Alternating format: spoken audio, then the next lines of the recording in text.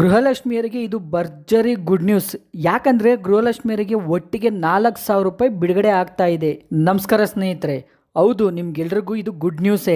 ಯಾಕಂದ್ರೆ ಗೃಹಲಕ್ಷ್ಮಿಯರಿಗೆ ಇವಾಗ ತಾನೇ 22ನೇ ಕಂತಿನ ಹಣ 2,000 ರೂಪಾಯಿ ಬಿಡುಗಡೆ ಆಗಿದೆ. ಯಾರಿಗೆಲ್ಲ ಗೃಹಲಕ್ಷ್ಮಿಯ 22ನೇ ಕಂತಿನ ಹಣ ಬಂದಿದೆಯೋ ಅವ್ರಿಗೆಲ್ಲರಿಗೂ ಭರ್ಜರಿ ಗುಡ್ ನ್ಯೂಸ್. ಯಾಕಂದ್ರೆ 23ನೇ ಕಂತು ಮತ್ತೆ 24ನೇ ಕಂತು ಒಟ್ಟಿಗೆ ಬರುವ ಸಾಧ್ಯತೆನೇ ಹೆಚ್ಚಿದೆ. ಹೌದು ಸ್ನೇಹಿತರೆ, ಯಾಕಂದ್ರೆ ಸರ್ಕಾರ ಈ ಹಿಂದೆನೆ ಗೃಹಲಕ್ಷ್ಮಿಯರಿಗೆ ಅಂತಾನೆ ಗೃಹಲಕ್ಷ್ಮಿಯ 23ನೇ ಕಂತಿನ ಹಣ ಏನಿದೆ ಅದನ್ನು ಮಹಿಳಾ ಮತ್ತು ಮಕ್ಕಳ ಕುಟುಂಬ ಕಲ್ಯಾಣ ಇಲಾಖೆಗೆ 2,500 ಕೋಟಿ ರೂಪಾಯಿನ ಬಿಡುಗಡೆ ಮಾಡಿದೆ ಸ್ನೇಹಿತರೆ. ಅದ್ರ ಜೊತೆನೆ ಗೃಹಲಕ್ಷ್ಮಿಯ 24ನೇ ಕಂತಿನ ಹಣ ಕೂಡ ಬಿಡುಗಡೆ ಮಾಡುತ್ತೆ ಅಂತ ಮಾಹಿತಿ ಬರ್ತಾ ಇದೆ.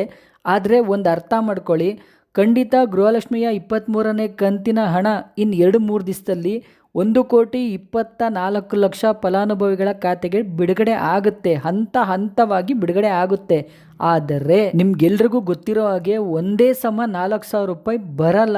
ಯಾಕಂದ್ರೆ ಆ ಥರ ಹಾಕೋಕ್ಕೆ ಆಗಲ್ಲ. ಗೃಹಲಕ್ಷ್ಮಿಯ 23ನೇ ಕಂತಿನ ಹಣ ಹಾಕಿ ಅಟ್ಲೀಸ್ಟ್ ಒಂದು 10-12 ದಿವಸ ಆದ್ಮೇಲೆ 24ನೇ ಕಂತಿನ ಹಣ ಬಿಡುಗಡೆ ಆಗೋದು. ಸಚಿವರಾದ ಲಕ್ಷ್ಮೀ ಹೆಬ್ಬಾಳ್ಕರ್ ಮೇಡಮೇ ಗೃಹಲಕ್ಷ್ಮಿಯ ಹಣದ ಬಗ್ಗೆ ಕ್ಲಾರಿಟಿ ಕೊಟ್ಟಿದ್ದಾರೆ. ನೋಡಿ, ಖಂಡಿತವಾಗ್ಲೂ ನಾವು ಗೃಹಲಕ್ಷ್ಮಿಯರಿಗೆ ಯಾವುದೇ ರೀತಿ ಮೋಸ ಮಾಡ್ತಾ ಇಲ್ಲ. ಒಂದು ಕಂತು ಅಷ್ಟೇ ಬಾಕಿ ಇದೆ, ಅದು 23ನೇ ಕಂತಿನ ಹಣ. ಅದು ಕೂಡ ನಾವು ಬಿಡುಗಡೆ ಮಾಡಿದ್ದೇವೆ. ಇನ್ನೊಂದು 2-3 ದಿವಸದಲ್ಲಿ ಎಲ್ಲ ಗೃಹಲಕ್ಷ್ಮಿಯರ ಖಾತೆಗೆ ಹಣ ಬರುತ್ತೆ ಅಂತ ಅವರೇ ಟ್ವೀಟ್ ಮಾಡುವ ಮೂಲಕ ತಿಳಿಸಿದ್ದಾರೆ. ಮತ್ತೆ ಅವರೇ ಹೇಳಿದ್ದಾರೆ, ಒಟ್ಟಿಗೆ 4,000 ರೂಪಾಯಿ ಕೊಡ್ತಾ ಇದ್ದೀವಿ, ಯಾವುದೇ ರೀತಿ ಇನ್ನು ನಾವು ಗೃಹಲಕ್ಷ್ಮಿಯರಿಗೆ ಡೀವ್ ಇರಲ್ಲ ಅಂತ ಕೂಡ ಹೇಳಿಕೆ ನೀಡಿದ್ದಾರೆ. ಆದರೆ ಆ ಥರ ಆಗಲ್ಲ. ಖಂಡಿತವಾಗ್ಲೂ 15 ದಿವಸ ಕಳೆದ ಮೇಲೇ ನಿಮಗೆ 24ನೇ ಕಂತಿನ ಹಣ ಬರೋದು. ಸ್ನೇಹಿತರೆ, ಗೃಹಲಕ್ಷ್ಮಿಯ 22ನೇ ಕಂತಿನ ಹಣ ಖಂಡಿತವಾಗ್ಲೂ 90% ಜನರಿಗೆ ಬಂದಿದೆ.